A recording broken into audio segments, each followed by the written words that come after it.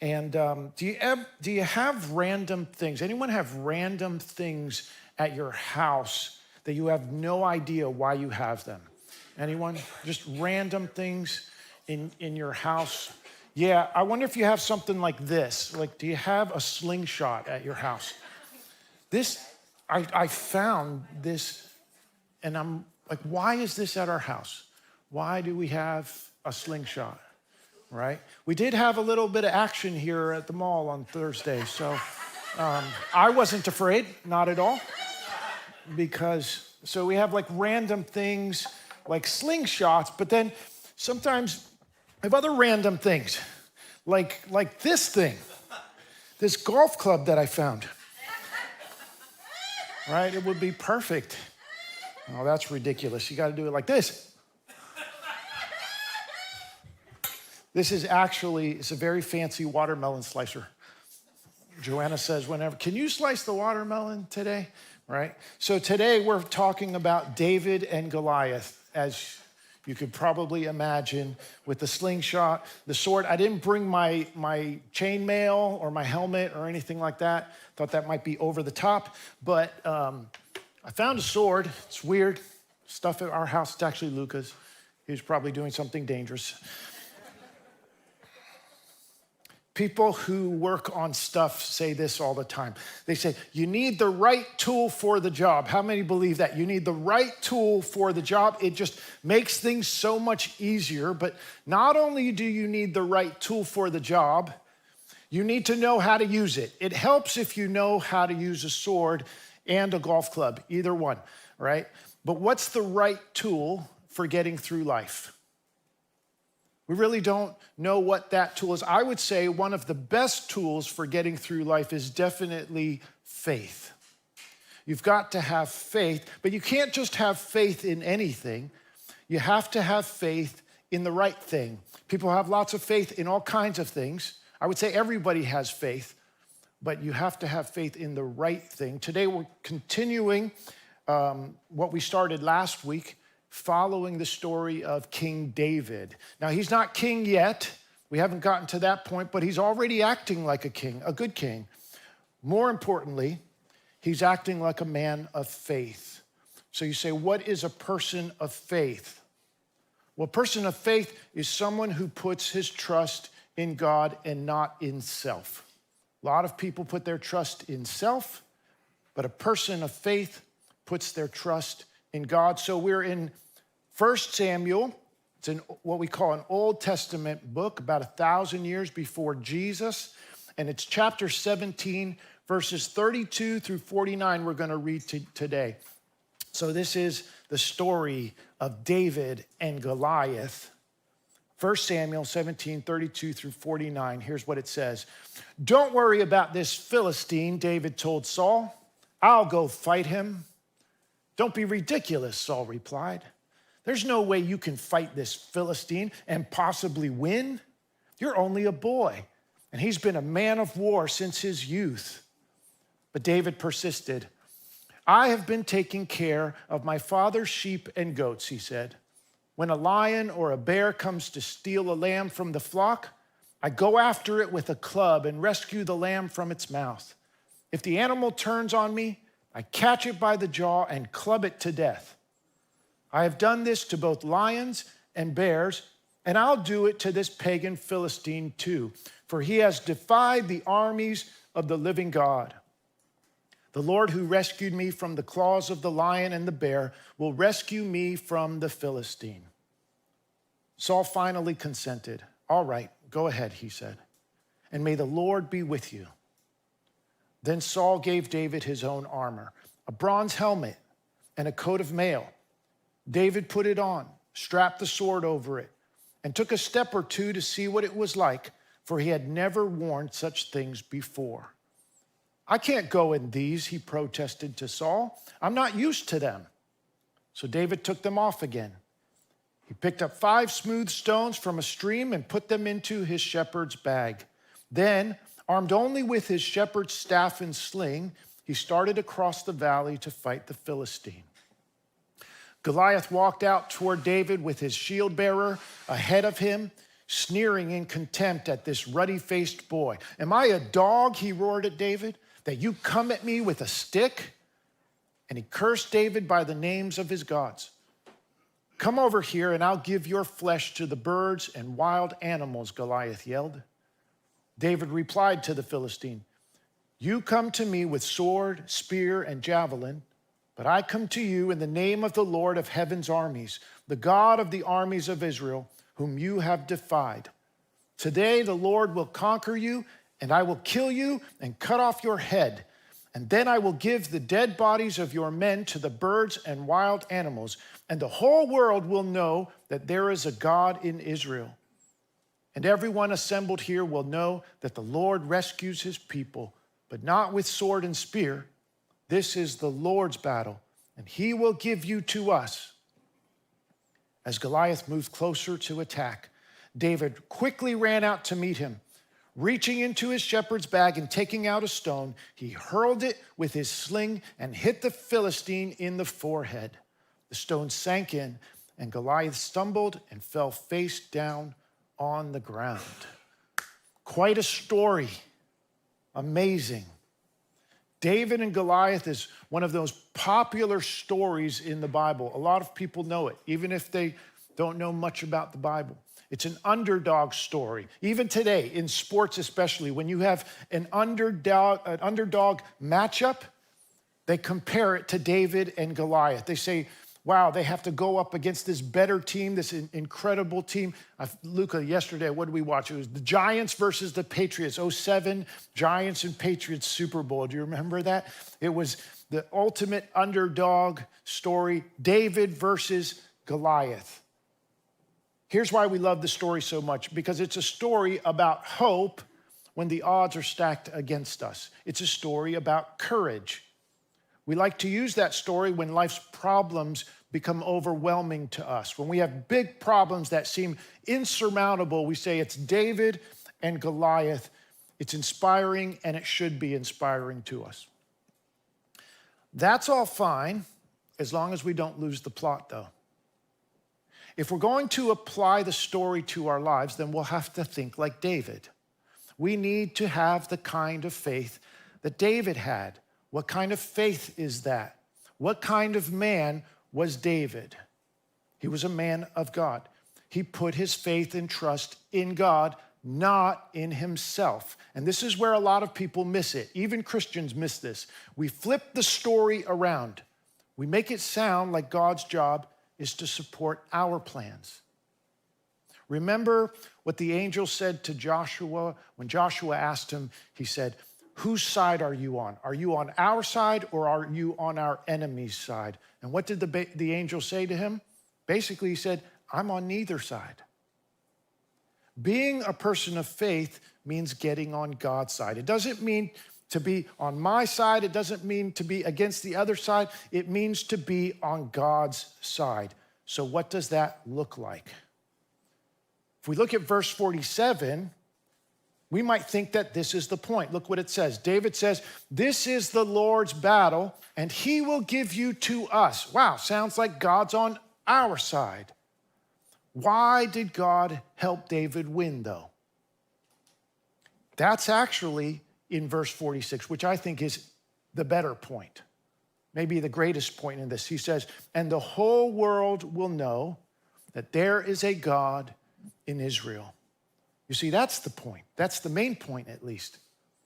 The purpose is that everyone would know who God is. The whole Bible was written so that humans could know who God is. What is he like? That's what God's trying to do. It's not about sides. It's about God and putting our faith in him. David isn't trying to prove himself. He's trying to show the world who God is. When we put God first, then we don't have to worry. He'll give us what we need. He'll even give us the win. If we dig deep into our hearts, though, some of us maybe are asking this questions that you don't really want to say it out loud. So I'll say it out loud for us, okay? We might ask this question: when will God help me get what I want? When is God going to give me what I want. This is when we have to have a really honest conversation with ourselves. We need to understand what it really means to put our trust in God.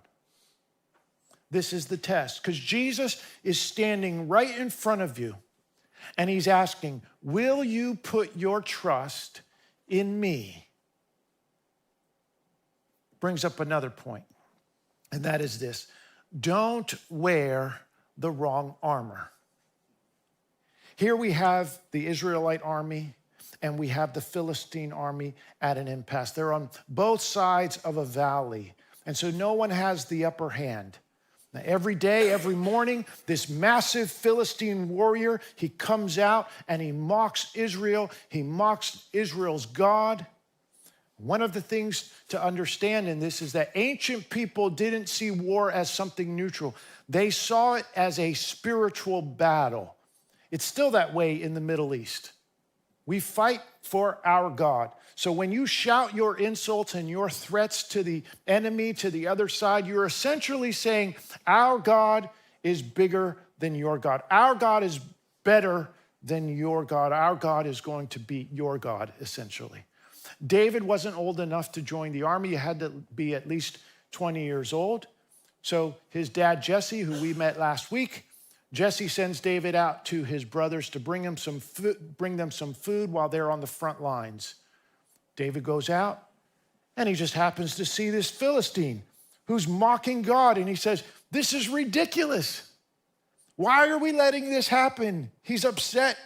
Why are we letting this guy talk trash, essentially? And he can't figure out why no one has done anything about it yet. So David goes to Saul, king, and he says, I want to fight him. I want to fight this giant Philistine warrior. Now, it's interesting to me how David convinced Saul to let him fight. He says, when a bear and a lion come after my sheep, I go after them with nothing but my hands, my bare hands, and a club. And he says, if they turn on me, I grab them by the hair of their jaw and I beat them to death. And he says, God rescued me. Notice, he says, God rescued me, which shows you that it's supernatural intervention. David is giving credit to God. God rescued me from the claws of the lion and the bear. And that's the point when Saul says, okay, fine, I'll let you fight him. You've convinced me. But here, put on my armor. And we know the story of the armor. It doesn't fit. It's too big. It's like a 6-year-old trying to wear his dad's shoes. It doesn't work, right? So Saul gives him his helmet. He gives him his chainmail. He gives him a sword. Here, Lizzie, come on up here. I asked Lizzie to help me out because she's going to demonstrate a little bit of what maybe David was going through. So Lizzie, handle that. All I want you to do is show everybody how to really handle a sword. So just give me a pose right here. Yeah. All right, so Lizzie can hurt someone with this sword. And I thought we would just do a little demonstration. So take that sheath off. There you go, right? All right, now give me the sheath. That's good. Okay. Now be careful with this. All right. It's a weapon. You could hurt someone. So now step out here, Lizzie. All right. So give me a good fighting pose, right? Come on, I know you fight. You fight people, right? You're in soccer. I've seen you hit the elbows. Ava's got some bruises there from when you were playing. Yeah. All right. So that's your good pose. Now I thought we'd do a little demonstration. Here, Alina, I need that water bottle. Yeah. Here. Thanks. Appreciate that. Okay. So. Do you want to be the swords person or do you want me to be? You, me? Want me to? Wait, which? I'm going to do this? You picked the wrong thing. You got to stand right here. You got to put that on your head. Just put it right on your head. Just right here, just like this. You hold it up there, right there. Now face them, face them. Yeah. Now what I'm going to do, okay, is I'm going to slice this water bottle in half with this ninja sword. It is so, look how sharp it is. Yep, cutting my nail right there, boom. It's impressive. All right?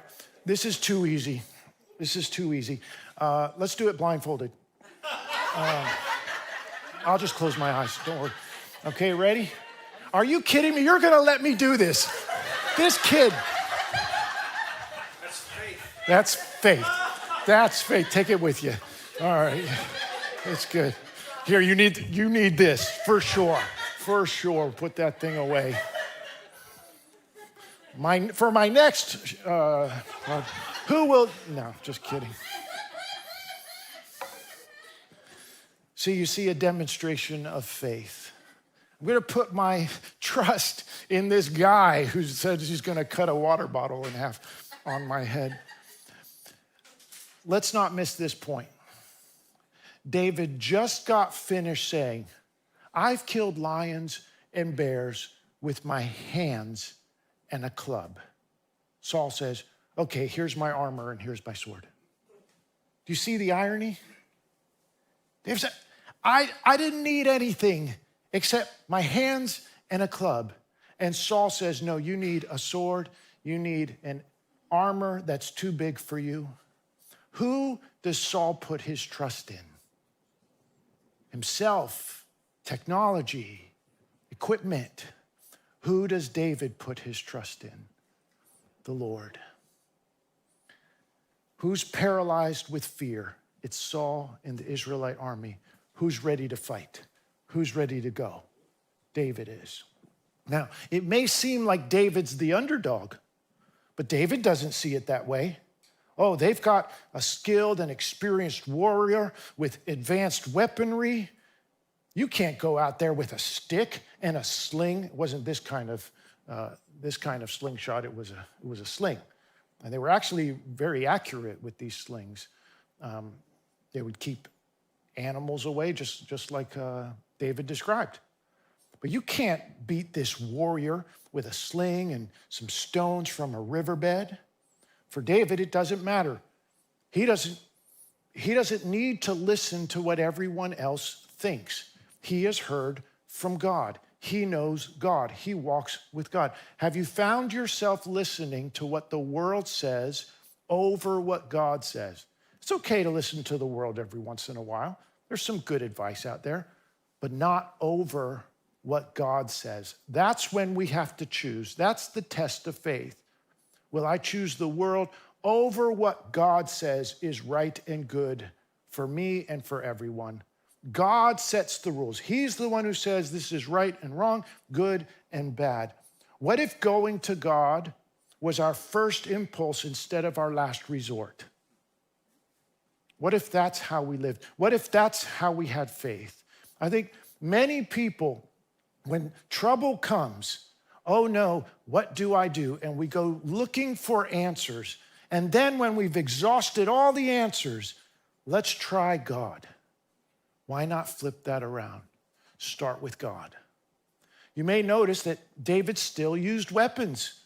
He used a club with the lion and the bear, right? He used a slingshot against Goliath, because this isn't about using weapons.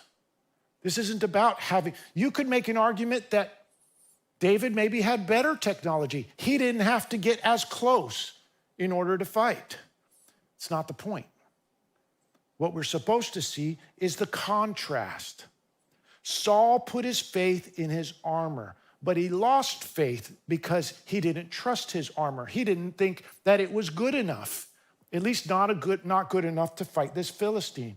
Goliath put his faith in his strength. He boasted because he said, look how big I am. Look how strong I am. Look at my experience. Look at my weapons. Look at my false gods that are behind me. David actually sees this as an unfair fight, but not for him. He doesn't think that he can lose. He doesn't think Goliath has a chance. That's what's going on in his mind. He's saying, what's going on here? Because he sees God fighting for him, and who can go against the creator of the universe? Who has a chance? David knows this, so he's completely confident. Do you find yourself sometimes paralyzed by fear? Oh no, what do I do? Saul's army is experienced, it's well fortified, but they're terrified. They're paralyzed with fear. David is too young. David doesn't have any serious weapons, but David was trained in a different way. Look at Psalms 78, verses 70 and 72. It says, he chose David, his servant, and took him from the sheep pens. From tending the sheep, he brought him to be the shepherd of his people. Jumping ahead. And David shepherded them with integrity of heart, with skillful hands, he led them. David spent time with God. That was his training. His time out in the fields, it wasn't a waste of time. It was formation time. You could say, what am I doing here with these sheep out here, wasting time? It's not a waste. God was forming him. God was shaping him. With God, nothing is wasted. You might think you're in a place where you're not going anywhere, where nothing's moving. You're like, what am I doing here? Nothing is wasted with God when you put your trust in him. When you have faith in him, he's shaping you and forming you wherever you are. So just trust in him. Now, we live in a time of fear. We just talked about it twice today, about all the war and the bombs that are being dropped and people being in harm's way. And we do need to pray for that. But we live in a time of fear. Goes way farther than that. Joanna's reading a book called The Anxious Generation by Jonathan Haidt. I haven't read it. She's reading it. If you're interested, you can talk to her about it. But the main point of the book is this, is that kids today are growing up in a phone-based childhood instead of a play-based childhood. I'll say that again, a phone-based childhood, maybe a device-based childhood versus a play-based childhood. They're missing out on risk. They're missing out on adventure. They're missing out on learning independence.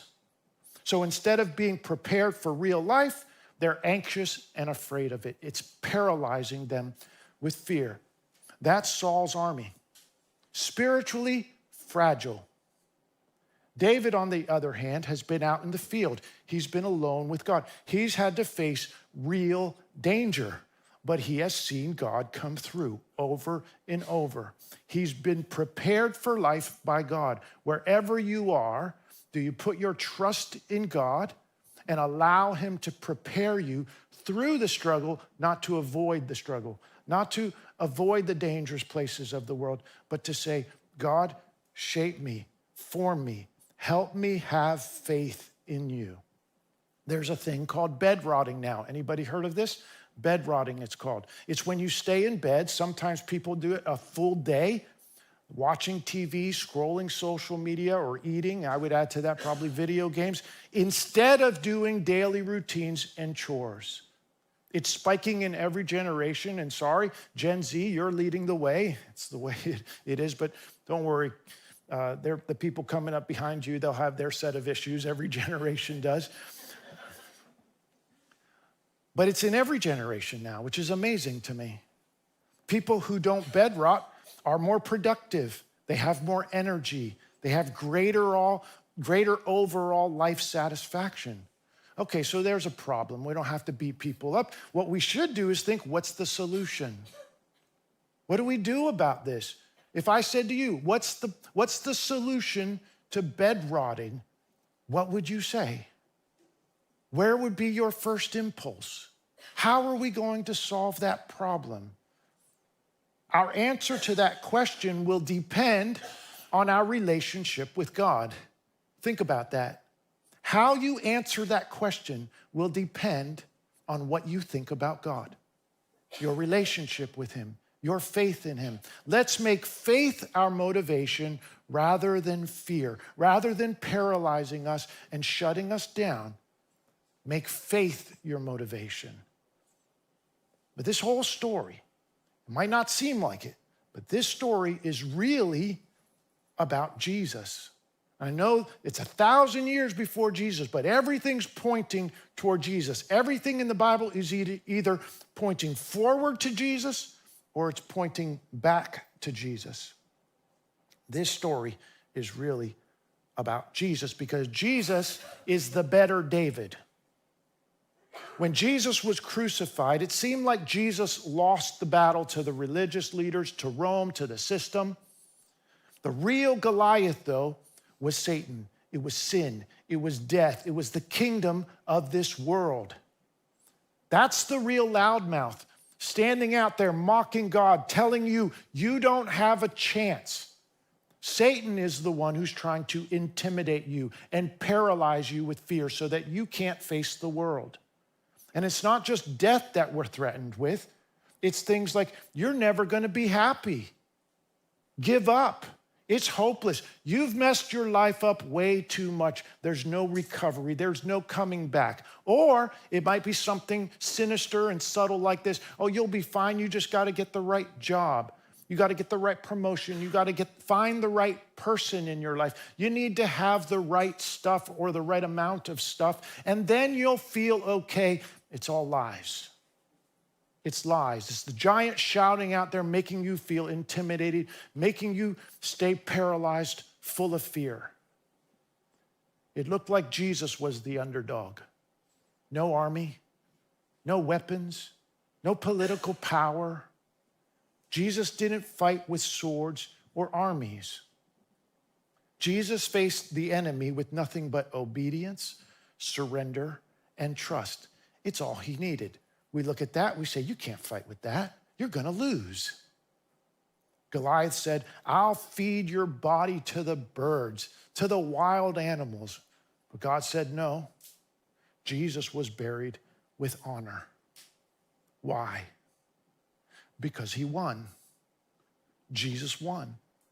The resurrection is proof that Jesus defeated death. He defeated Satan. He defeated the kingdom of darkness, the kingdom of this world.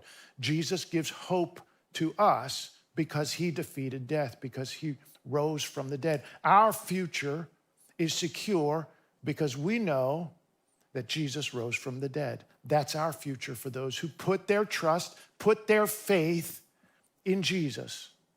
Most people don't give God a thought. You'll notice we really are the minority here on a Sunday morning.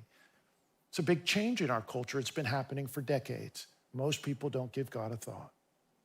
Church is fine if you're into it. It's not that important for me, people say. It's probably good if you need it.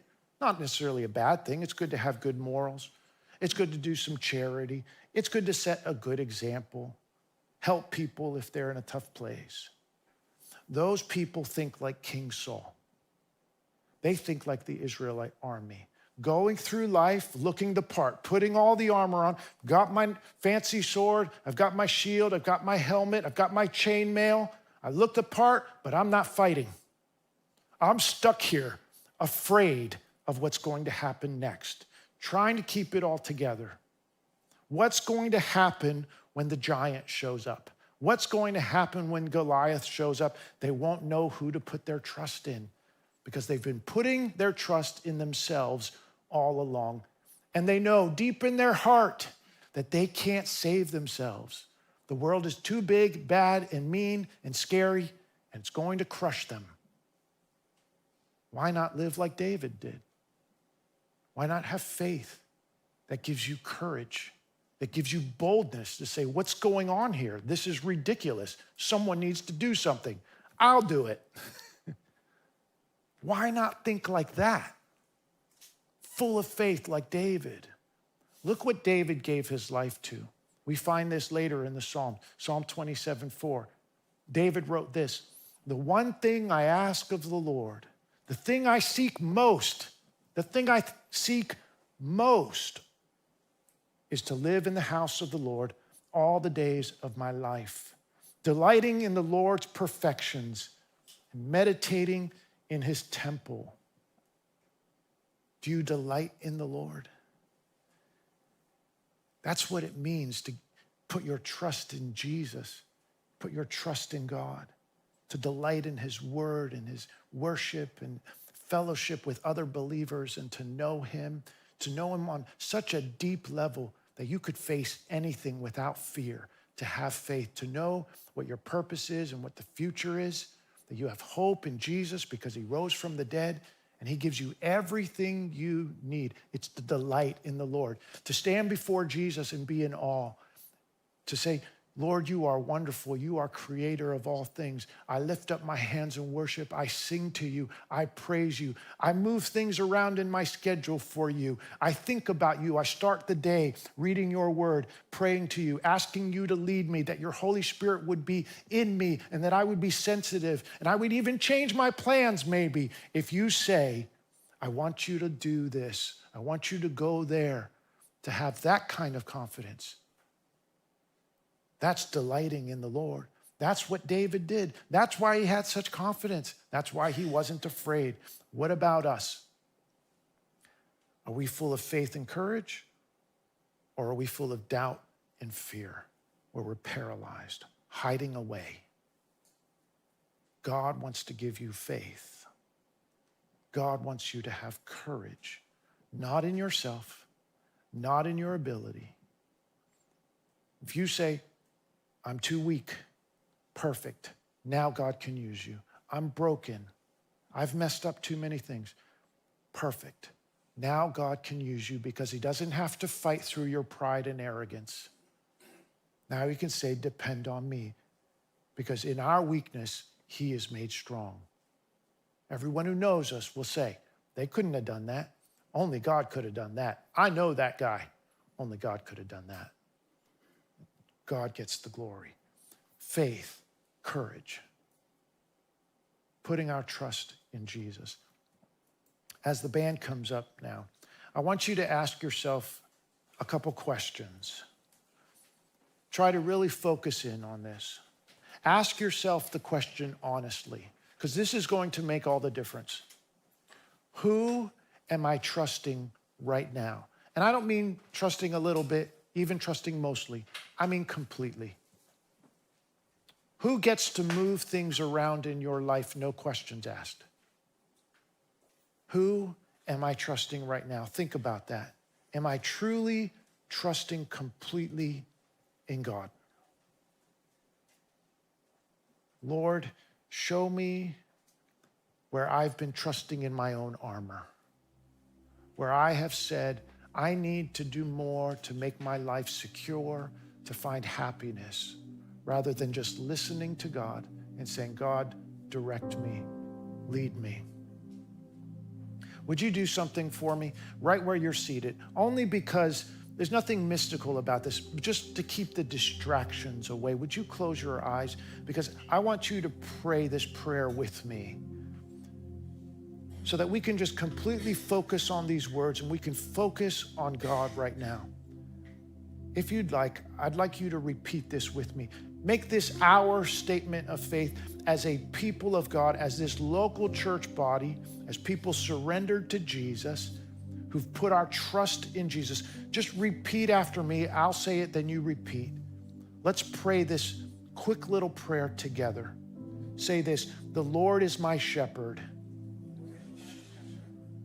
I will not be afraid. The Lord is my light and my salvation. Whom shall I fear? Can you just meditate on that for a moment? Say, God, I surrender. God, I surrender. Lord, help me. Let's say it one more time. The Lord is my shepherd. I will not be afraid. The Lord is my light and my salvation. Whom shall I fear? Are you afraid of the scary world? Whom shall I fear? Are you afraid of the future and what's going to happen next? Whom shall I fear? Who's guiding you? Who's leading you? Who's protecting you? It's Jesus, the Good Shepherd. He's the ultimate David. He's the one you can put your trust in. No more fear, no more worry, no more anxiety. Be filled with faith, courage, boldness. Surrender to him. Live your life for him. He will give you what you need.